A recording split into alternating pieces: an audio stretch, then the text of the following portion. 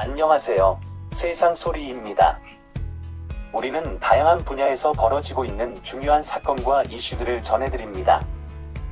국내외의 다양한 관점을 통해 독립적이고 객관적인 정보를 제공하고 현대 사회의 다양한 문제를 이해하는 데 도움이 되는 콘텐츠를 전달할 것입니다.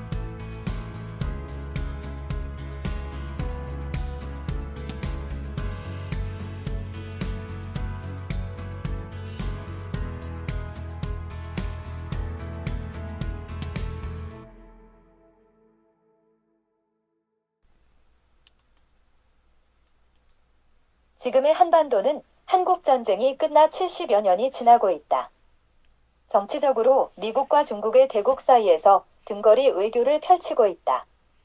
마치 요송교체기, 원명교체기, 청명교체기의 등거리 외교 정책을 폈던 예전과 비슷한 지정학적 형태이다.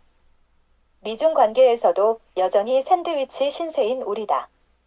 등거리 외교 관계 처지라 지리적으로 가까운 중국과 한반도의 지정학적 관계를 살펴본다. 최근 미국 토니 블링컨 국무장관이 베이징을 방문해 시진핑 주석을 만나 경제안보 외교 관계 개선을 위한 양측의 입장이 확인됐다. 큰 성과를 기대하기보다 더 나빠지기를 원치 않는 양국이라 현상 유지에 초점을 맞춘 미국의 입장이었다. 서로 으르렁거리지만 전쟁은 원치 않는다는 메시지다. 미국의 이러한 현상 유지 정책에 따라 한국에 대한 중국의 입김, 달리 국내 정치 개입이 줄어들지 않을 거로 예측된다. 한 가지 분명한 사실은 한반도는 중국에 가깝다. 동북공정이니 서북공정이니 하며 주변 나라들과 함께 속국으로 취급하려는 중국의 태도는 예나 지금이나 큰 줄기는 변하지 않고 있다는 사실이다. 중국의 소수민족 정책을 살펴보면 한반도를 대하는 중국의 입장이 확연히 드러난다. 북방계인 우리 민족은 한족과는 다른 인종적 계통을 갖고 있다. 중화민족이란 한족과는 달리 한민족 공동체는 만주와 한반도에 걸쳐 있다는 사실이 중국엔 늘 경계 대상이다. 이 한민족 공동체 주류는 종족적으로 만주와 한반도 북방계의 예와 한반도 남방계인 사만이 융화된 계한이다. 동북아의 한민족 공동체 제한은 계의 진취정신과 한의 보수정신에 뿌리를 두고 있다. 이 계한 세력은 고려시대에 완성된 한반도 중추 세력으로 현대에 들어서 동북아 일대에서 주요한 종족적 의미를 띠고 있다. 그 동북아 중심지대가 동북아 성지이다. 동북아 성지는 역사적으로 백두산 일대, 압록강과 두만강에 걸쳐 있다. 고구려, 발해, 고려, 금, 조선, 청대에 걸쳐 동북아 성지를 기반으로 성장한 제세력은 고구려 예맥계인 고려족과 말갈 숙신계인 송말말갈과 흑수말갈 여진족으로 이어져 있다. 이들은 다 어디에 있는가? 20세기 들어서는 이 지역 일대 거주하는 한민족을 중국은 소위 조선족으로 부르고 있고 우리 또한 그들을 조선족으로 부른다. 중국의 공산주의 때문에 이들을 이방인 취급했지만 그간 동족으로 여기고 외국인 신분임에도 투표권 부여해 건강보험 혜택도 주고 있는 실정이다. 한중 외교 관계가 30년이 지나면서 전략외교 정책을 펴는 중국의 국내 정치 개입이 노골화되고 있다. 따라서 부작용도 커지고 있다. 조선족에 대한 입장이 변하는 계기는 속국 의미로 한반도를 대하는 중국 쪽의 변하지 않는 태도 때문이다. 중국도 언제까지 공산당 일당 독재가 이어질지 지금으로선 알 수 없다. 하지만 변하지 않는 것은 없다. 영원한 것은 없다. 언제가 대륙에 큰 변화가 일어날 거로 예측돼 조선족에 대한 입장을 분명히 정례해 놓을 필요가 있다. 조선족은 지정학적으로 과거 고구려인들과 발해인들의 후예이고 고려시대의 고려인들, 조선시대의 조선인들이고 지금의 한민족이다. 이 조선족은 17세기 이후 20세기 초까지 집단 이주해 있었고 마치 고려의 거주민들, 즉 고려인들처럼 윤관 구성 이후 공험진 일대를 거점으로 하고 있다. 고려인들의 종족적 성격은 일찍이 고구려 광개토대왕비에 명시되어 있다. 고려 태조 왕건이 뿌리인 옛 대방 땅의 계한이다. 이성계가계도 이 지역 일대에서 세력을 얻었고 이성계는 조선을 건국하였다.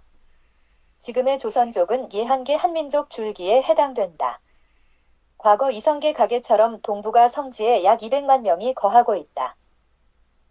한반도가 통일이 된다면 한반도와 만주는 한국인 공동체, 나아가 예한 공동체를 이루며 일대 중흥을 맞이할 것이다. 공험지는 동북아의 건국 성지였다.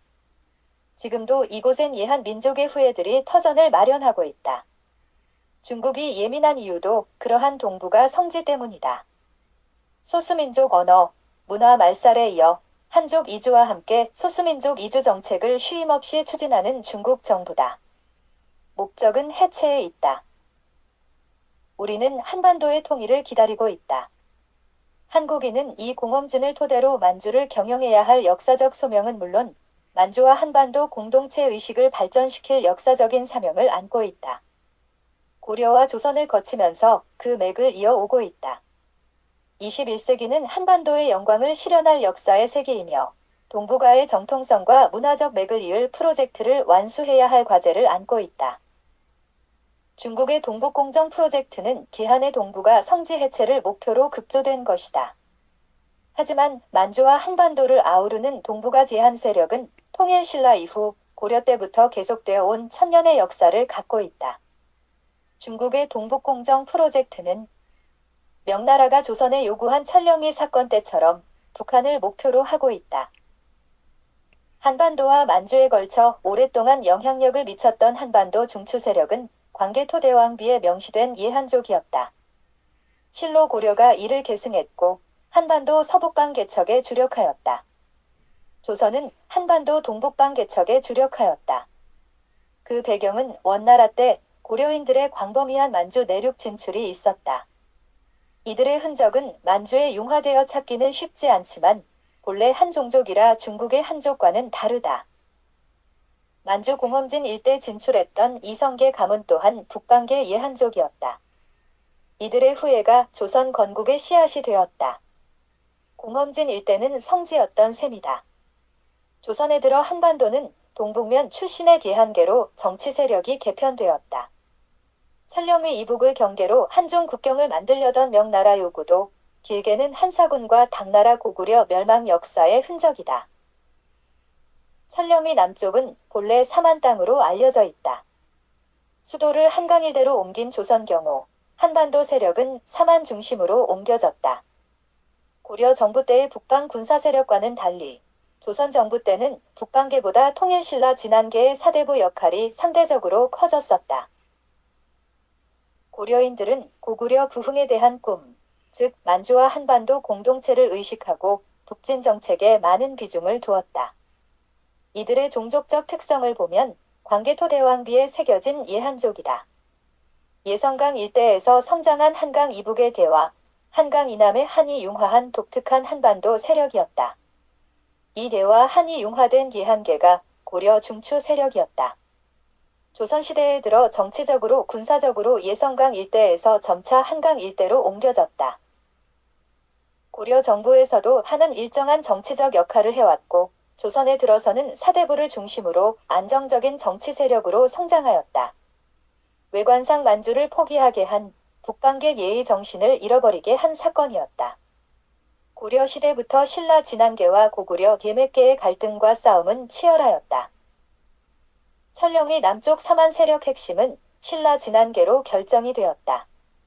진안계는 태생적으로 중국 문화에 심취하였다. 고려말 조선에 이르러 성리학 중심의 유교 정치도 일찍 중국 유학했던 신라계 지도층 영향이 크게 작용했던 터다. 다른 충청 전라 지역의 삼한에도 많은 영향을 미쳤고 지금의 남쪽 한반도 정치 지형에도 여전히 세력이 유지되고 있다. 여기에는 진안계의 친중국 정책과 대국 중심의 동북아 질서가 큰 기여를 하고 있었다. 중국 중심의 동북아 질서는 진안계의 정치력을 강화시켜 주었고 한반도는 오랫동안 이로 평화와 안정을 누리기도 하였다. 역사적으로 만주나 한반도 북방계가 바로하면 진안계 중심의 남방 문민 정치체제는 위협을 받았다. 광개토대왕비에 새겨진 예한족이 한반도 본류 세력이라고 한다면 북방 예족과 삼한의 한민족이 융화된 예한족이 우리의 정체성이다. 한반도 운명을 넓게는 천령위 북쪽 위 만주계의 예족, 달리 말갈 여진을 아우르는 고구려족을 가리킨다. 이어 고려인들이 이를 계승해 오늘에 이르고 있다. 중국엔 뇌관이다.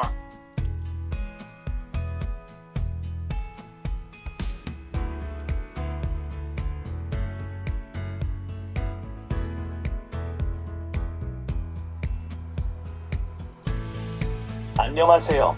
세상소리입니다.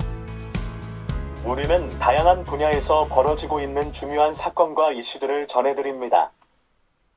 국내외의 다양한 관점을 통해 독립적이고 객관적인 정보를 제공하고 현대 사회의 다양한 문제를 이해하는 데 도움이 되는 콘텐츠를 전달할 것입니다.